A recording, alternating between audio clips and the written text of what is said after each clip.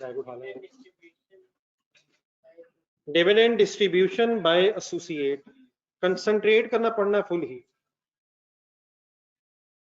Dividends पढ़े एक तरह का dividend distribution that are declared by associate must be set off against carrying amount of the investment in associate in the equity accounted financial statements and should not be reflected in the statement of comprehensive income. Page number 237 जरा साथ रखना।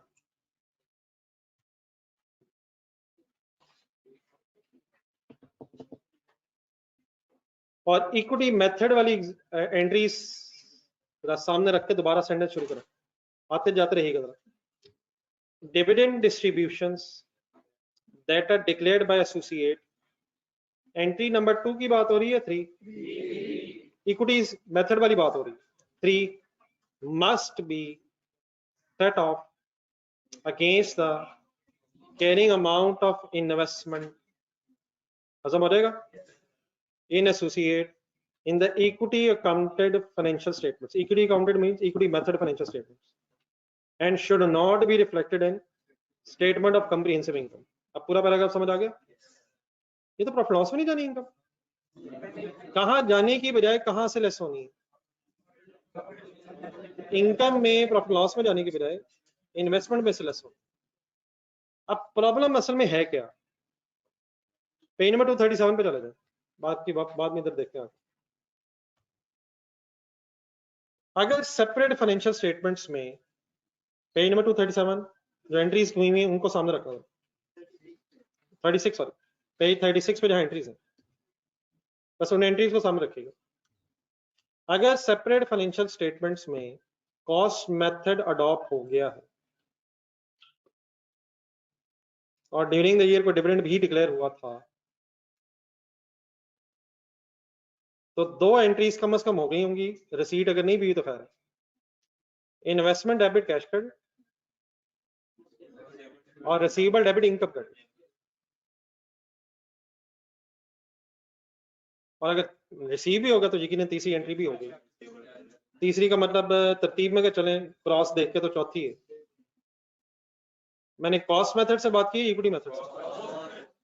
अगर during the year dividend declare हुआ है, associate ने declare किया है, तो क्या सेपरेट फाइनेंशियल स्टेटमेंट्स में कॉस्ट मेथड अगर अडॉप्ट हो रहा होगा, डिविडेंड रिसीवेबल डेबिट और डिविडेंड इनकम क्रेडिट वाली एंट्री हुई होगी?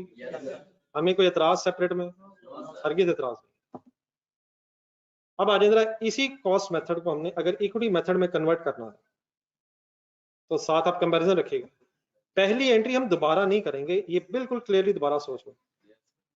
मैंने एंट्रीज लिखते हुए एक सीक्वेंस बनाया है कि इक्विटी मेथड में भी पहली एंट्री वही होनी है। क्या पहली एंट्री अगर सेपरेट में हुई भी है तो हम इक्विटी मेथड अडॉप्ट करते दोबारा कर लेंगे, ऑलरेडी हो गई है तो ठीक है। अब दूसरी एंट्री पे आए जो इक्विटी मेथड में, ये एंट्री हम खुद करेंगे। क्यों? कॉस्ट मेथड पे अगर पहले है तो शेयर ऑफ प्रॉफिट वाली एंट्री हम खुद करेंगे, एनालिसिस ऑफ इक्विटी की वर्किंग करके। क्या एंट्री करेंगे? इन्वेस्टमेंट डेबिट कर लेंगे और शेयर ऑफ प्रॉफिट क्रेडिट करेंगे। अब थर्ड एंट्री पे आ जाएंगे। थर्ड एंट्री क्या लिखी हुई? Receivable debit investment credit. अब अगर कॉस्ट मेथड वाली entry receivable debit income credit हो चुकी है, क्यों हो चुकी है? डिक्लेयर हुआ, सेपरेट में रिकॉर्ड हो गया, तो क्या थर्ड एंट्री हम दोबारा रिसीवेबल डेबिट करके इन्वेस्टमेंट क्रेडिट करें? क्या ऑलरेडी डेबिट हो गया होगा तब रिसीवेबल तो रिकॉर्ड हो गया होगा, हमने भी वही करना है। किस से किधर आ रहा हूं? कॉस्ट से किधर आ रहा हूं? और अगर कॉस्ट मेथड अडॉप्ट हो चुका है और इक्विटी मेथड में आपने आना है तो थर्ड एंट्री में रिसीवेबल रिकॉर्ड हो चुका होगा। हमारा काम क्या होगा? कंसंट्रेट फुल जरा। क्या सेपरेट बुक्स में इनकम क्रेडिट हुई होगी, लेकिन consolidated statement of financial position के एंगल से इनकम की जगह इन्वेस्टमेंट क्रेडिट होनी चाहिए थी।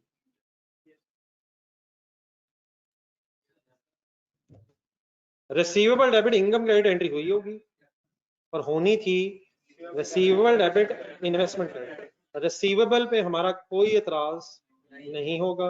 हमारा एतराज क्या होगा, इनकम क्रेडिट नहीं होनी थी, इन्वेस्टमेंट क्रेडिट होनी चाहिए थी कंसोलिडेटेड फाइनेंशियल स्टेटमेंट्स में इक्विटी मेथड के मुताबिक। क्या मेरा इस बात का मतलब ये है कि सेपरेट फाइनेंशियल स्टेटमेंट्स में इनकम रिकॉर्ड करके गलती हुई है? हरगिज़ ये बात नहीं। लेकिन हमने उस सेपरेट फाइनेंशियल स्टेटमेंट्स में जो कॉस्ट मेथड यूज हुआ है उसको शिफ्ट करना है towards equity method in consolidated statement of financial position. तो क्या इनकम इन्वेस्टर ने, डिविडेंड इनकम इन्वेस्टर ने अपनी अदर इनकम में रिकॉर्ड की होगी? की होगी सर। लेकिन कंसोलिडेटेड फाइनेंशियल स्टेटमेंट्स बनाते हुए हमें उसकी वो इनकम, कहाँ जा रहा हूं मैं, कहाँ जा रहा हूं मैं, पेरेंट की सेपरेट प्रॉफिट लॉस में जा रहा हूं। अदर इनकम में क्या उठाने लगा हूं, जाके क्या उठाने लगा हूं, डिविडेंड इनकम। कहां से उठा ली है मैंने, किस जगह से, किस जगह से, इनकम से मैंने उठा ली है, अदर इनकम से। और इसे अब कहाँ लेके आने लगा हूँ, कहाँ लेके आने लगा हूँ, स्टेटमेंट ऑफ फाइनेंशियल पोजीशन में कहाँ लेके आने लगा हूँ, इन्वेस्टमेंट में लेके आके उसे इन्वेस्टमेंट में से प्लस करने लगा हूँ या माइनस, माइनस, डबल एंट्री बना दो। इनकम डेबिट कर लेंगे और इन्वेस्टमेंट क्रेडिट करेंगे। इनकम कहां से उठा के कहां से लेस कर देंगे। मैंने तो कहा था, दोबारा देखिए, मैंने तो कहा रिसीवेबल डेबिट करके इन्वेस्टमेंट क्रेडिट करनी है, नई स्टोरी सुना दी। एक सेकंड के लिए जरा कॉस्ट मेथड वाली एंट्रीज पे हाथ रखें। दो कॉलम बने हुए, कॉस्ट मेथड वाली 3 एंट्रीज आपकी नजर से गायब। फर्स्ट करिए एंट्रीज हुई नहीं है तो हम जीरो से शुरू करेंगे, इन्वेस्टमेंट रिकॉर्ड करेंगे, शेयर ऑफ प्रॉफिट रिकॉर्ड करेंगे, डिविडेंड डिक्लेरेशन की खुद एंट्री करेंगे और रिसीव की एंट्री करेंगे। तो फिर हमें किसी रेक्टिफिकेशन की जरूरत नहीं है, हम खुद कर लेंगे। लेकिन अब राइट साइड पे हाथ रखें, अब क्या नजर आ रहा है, सपोज ये हो गया है, ये हो गया है, कहाँ हो गया है, सेपरेट मेथड में हो गया, सेपरेट फाइनेंशियल स्टेटमेंट में हो गया है। अब एक एक करके जरा एंट्रीज देखें, कंपैरिजन करके, हाथ उठा लें। क्या पहला सही हो गया?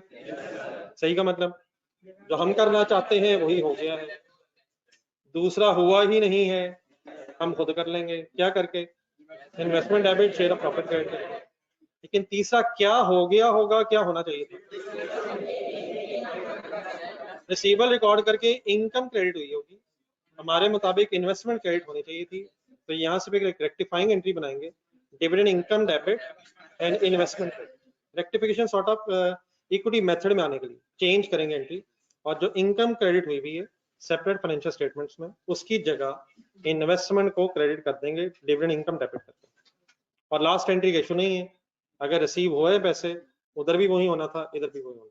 तो थर्ड एंट्री में क्या करेंगे, अगर ऑलरेडी डिविडेंड इनकम रिकॉर्ड हो गई है, जो हो गया है इनकम वाला काम वो डेबिट कर देंगे, और जो होना चाहिए था इन्वेस्टमेंट वाला काम वो क्रेडिट कर देंगे। आ जाए इस बात को जरा थोड़ा सा 5 मिनट जरा कर लो, अप्लाई करके बस घर चलते हैं, अपने घर जाके भी रिवाइज करना। नहीं चला जुम्मे हम किस जगह पे हैं, और पेज नंबर 244 पे हेडिंग कौन सी है? ये ऑनलाइन स्टूडेंट्स आपको पता चला मैंने कहां से क्या उठाया है और उसे कहां लेके क्या कर दिया है। मैंने अदर इनकम में से डिविडेंड इनकम को उठाया है और investment statement of financial position में जाके उसको माइनस कर दिया। ठीक है, क्या क्या कम किया है मैंने, भी कम की है और इन्वेस्टमेंट भी कम की है, दोनों कम हो गई। इनकम बढ़ाने की बजाय इन्वेस्टमेंट कम होनी चाहिए थी, तो उसे कम करके इनकम को इन्वेस्टमेंट क्रेडिट हो जाएगी।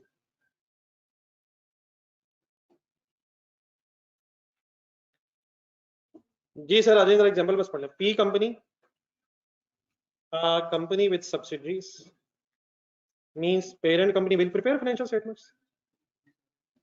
एसोसिएट की वजह से या सब्सिडीज की वजह से? Acquires 25,000 of 1 lakh ordinary shares in almond company. कितने परसेंट? 25% यार, 25,000 लाख में से कितने के? 60,000 के। किस दिन? when net assets of Almond were 1.5 lakh. In the year to 31st December 2018, Almond Company earns profit after tax of 24,000, from which it declared a dividend of at 31st December 2018. How will Almond Company's results be accounted for in separate and consolidated statement of financial position? जिसमें करो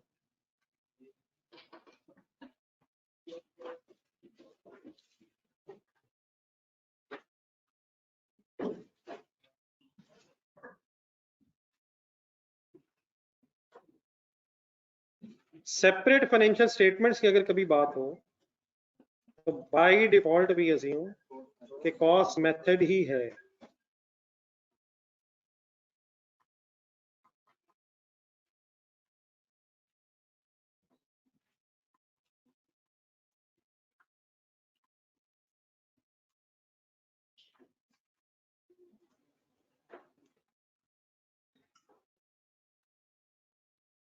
ये separate जरा खामोशी से आप लोग खुद से फाइनल करें, डाटा ढूंढ कर एंट्रीज लिखें.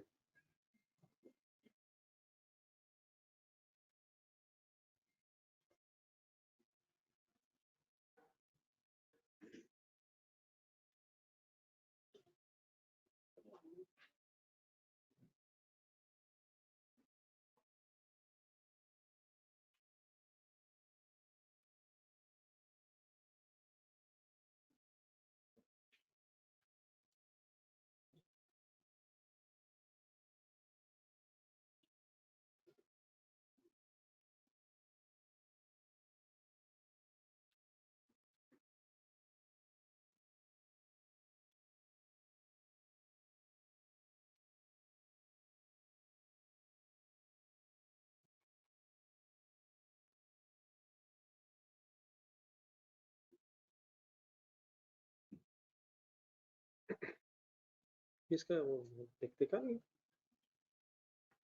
कौन सा नहीं हो रहा, नहीं हो रहा.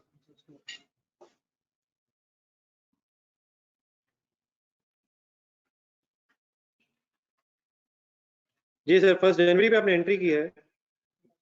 इन्वेस्टमेंट डेबिट कितना 60,000.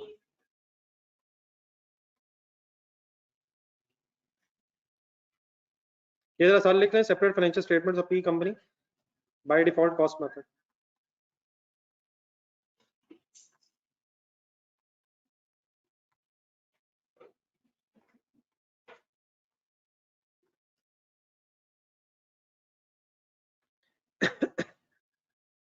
ये नेक्स्ट डेट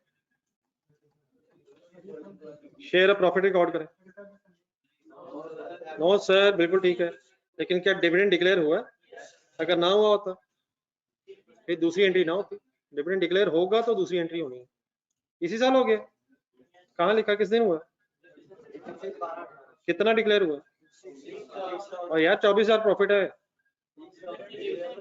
प्रॉफिट से कोई कंसर्न नहीं है, डिविडेंड डिक्लेरेशन से कंसर्न है. 6,000 पूरा का पूरा हमारा. 1,500 की entry dividend receivable debit, dividend income credit.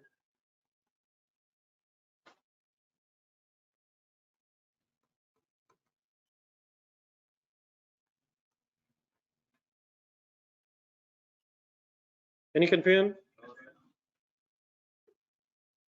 Next heading लिखें, consolidated financial statements.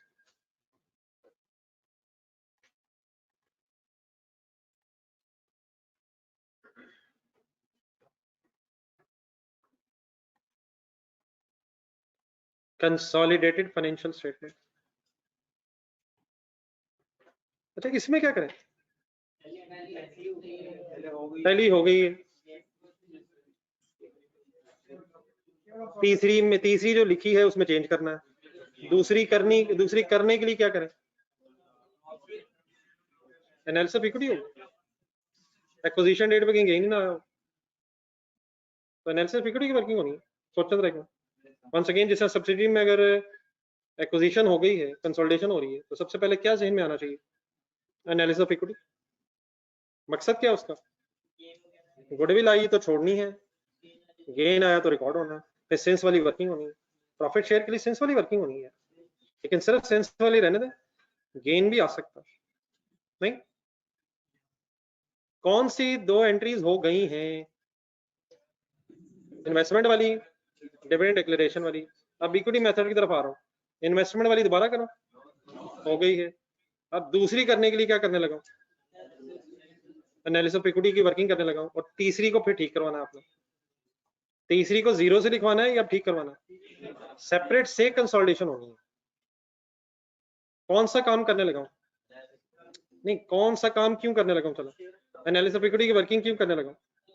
Acquisition date पे गेन देखने के लिए, और सेंस की वर्किंग में शेयर ऑफ प्रॉफिट देखने। रेडी? करें शुरू। Parent has 25%। कंसिडरेट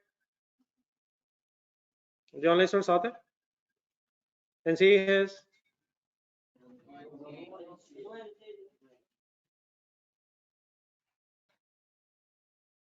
कितने सर? जी जैब साहब, मेरा ख्याल है आवाज का इशू स्पेसिफिक है यार, ये तो आवाज मेरे तक भी आ रही है। जी सर, शेयर कैपिटल ढूंढे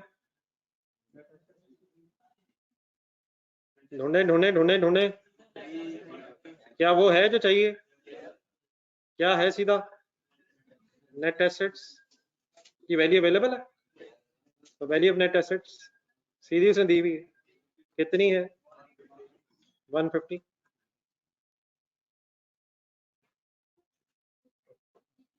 अब ऑल्टरनेटिवली फिगर्स आ सकती है ना, ये किन किन का सम होगा?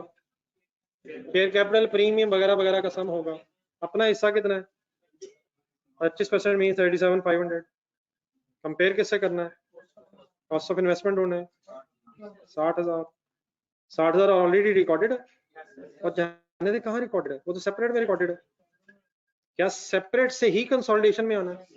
पेरेंट से इधर आना।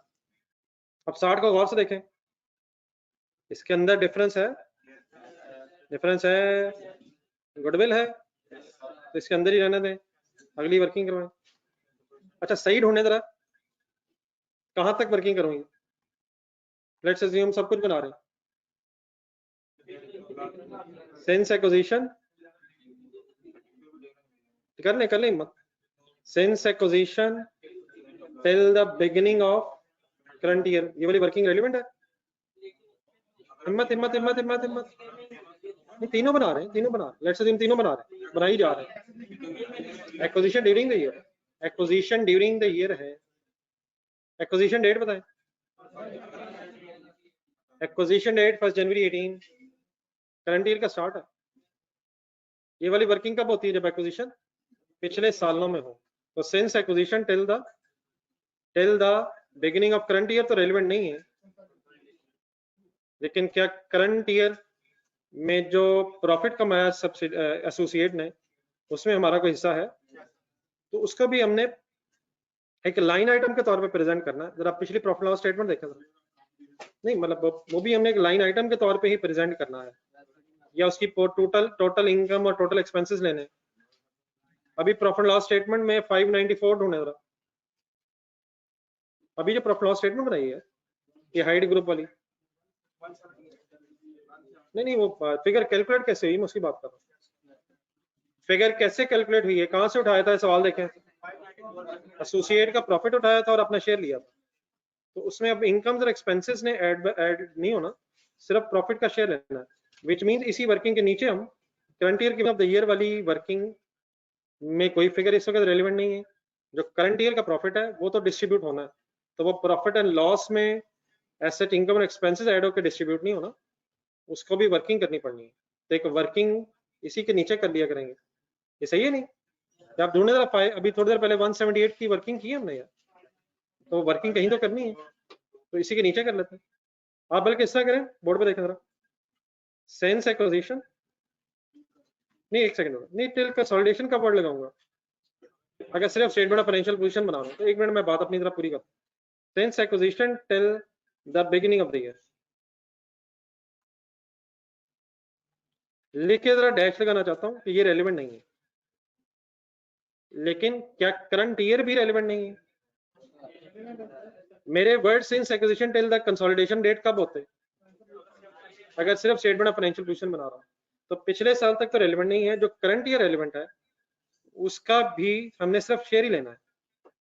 तो करंट ईयर मैंने किस जगह लिख दिया, इसी के वर्किंग के नीचे, या इसको मतलब इसको एक्सटेंड नहीं भी करना तो अलग वर्किंग हो सकती है।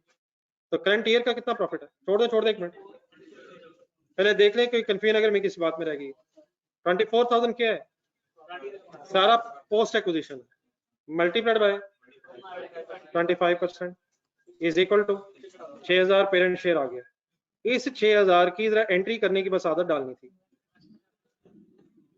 अब बात मेरी समझ आ गई, डेफिनेटली डैश मैंने लिखा, इसकी जरूरत नहीं थी, लेकिन पिछले साल तक डैश है। करंट ईयर के शेयर की एंट्री बन गई, investment debit and share of profit credit.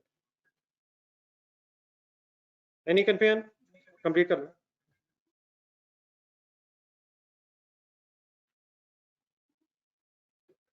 क्या ये 6,000 वाली एंट्री पहले नहीं हुई होगी, हुई होगी यार, किस मेथड में नहीं हुई होगी, और ये फिर हम जीरो से शुरू करेंगे, खुद ही करेंगे जीरो से, इन सेंस पूरी एंट्री खुद करेंगे। Investment debit, share of profit credit. जी online students, any confusion?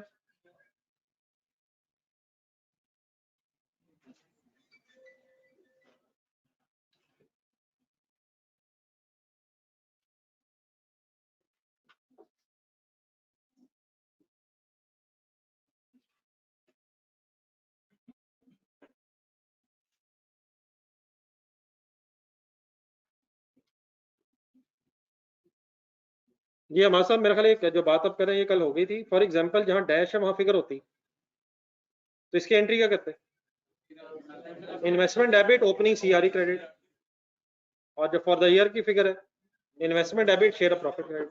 Opening CRE में चला जाना था पिछले साल तक का प्रॉफिट, और करंट ईयर की प्रॉफिट एंड लॉस स्टेटमेंट में आ जाना है share of profit before profit, before tax, profit before tax से पहले। ठीक है मासा,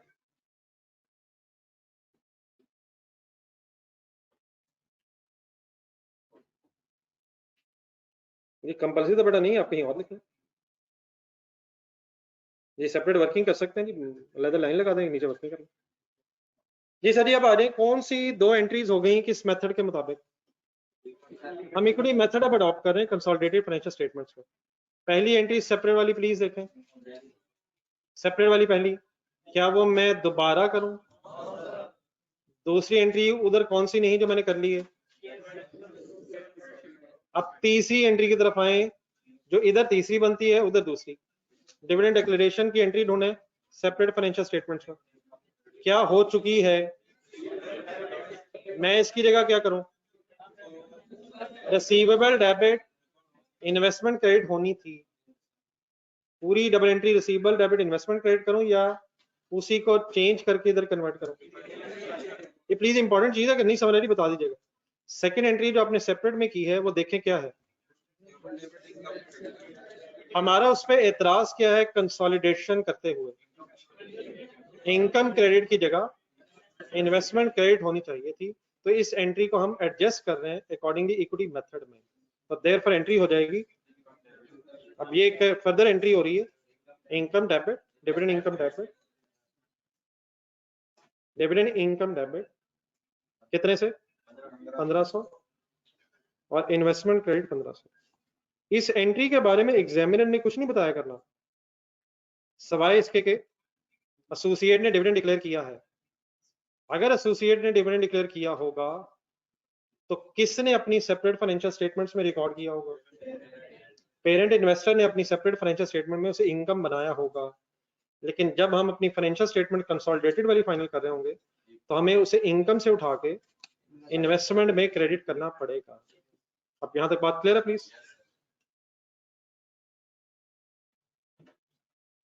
चलें इंशाल्लाह कल दोबारा यहीं से स्टार्ट करना, एक क्वेश्चन की तरफ पहुंचेंगे कल हम इंशाल्लाह। आज घर के लिए अब क्या करेंगे आप?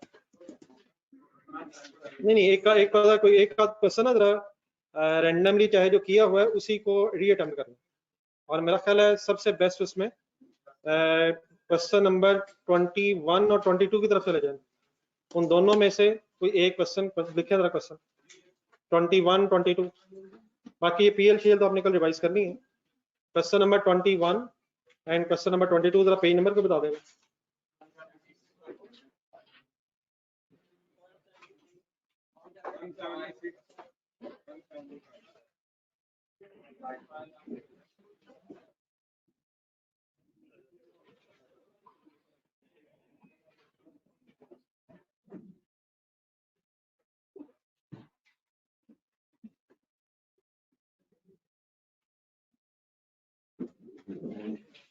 ये पेज नंबर क्या है जी बेटा? ये वाली एंट्री पहले नहीं हुई थी, पहले एंट्री हुई थी रिसीवेबल डेबिट और इनकम क्रेडिट। तो मैंने उसमें जो इनकम क्रेडिट हुई हुई है उसको डेबिट करके इन्वेस्टमेंट में क्रेडिट किया है वाइल कंसोलिडेशन।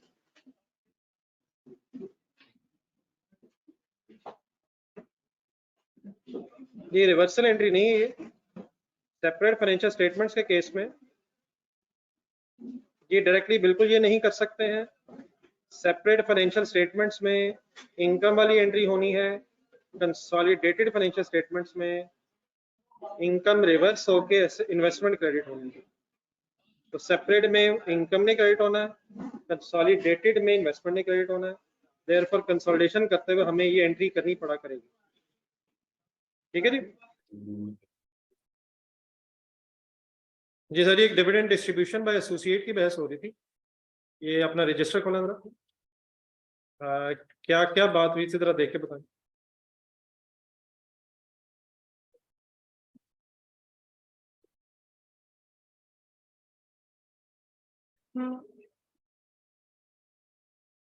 स्टार्ट ले लें सर। एक एग्जांपल कर रहे थे पेज नंबर 244 का। सेपरेट फाइनेंशियल स्टेटमेंट्स में एसोसिएट ने कॉस्ट मेथड से क्या किया होगा और इक्विटी मेथड को अडॉप्ट करके हम क्या एक्स्ट्रा करेंगे, क्या वो भी करेंगे जो उसने किया है? जो उसने किया होगा और हमारे मुताबिक भी होना चाहिए उसका तो कुछ नहीं करेंगे, लेकिन अगर उसने नहीं किया होगा तो हम सब कुछ खुद करेंगे। और अगर उसने कोई ऐसा काम किया होगा जो इक्विटी मेथड के मुताबिक सही नहीं है तो उसको फिर हम रेक्टिफाई करेंगे, सही करेंगे। तो पूरी बात क्या थी, एंट्री जरा देखें रजिस्टर में। सेपरेट बुक्स में आए, आज कोशिश करते हैं ये बात जरा सारी फाइनल हो जाए। सेपरेट बुक्स में इन्वेस्टमेंट डेबिट कैश क्रेडिट वाली एंट्री हो गई हो। ऑब्वियसली अगर पता चले पढ़ के कि सेपरेट बुक्स में ये एंट्री नहीं हुई तो फिर ये भी हमें करनी होगी, लेकिन इसमें डिफरेंस नहीं है चाहे कॉस्ट मेथड हो और चाहे इक्विटी मेथड हो। सेकंड देखें, डिविडेंड जब डिक्लेयर हुआ होगा तो सेपरेट बुक्स में डिविडेंड डिक्लेरेशन की एंट्री करके इनकम बना ली गई होगी, ऐसे ही सर।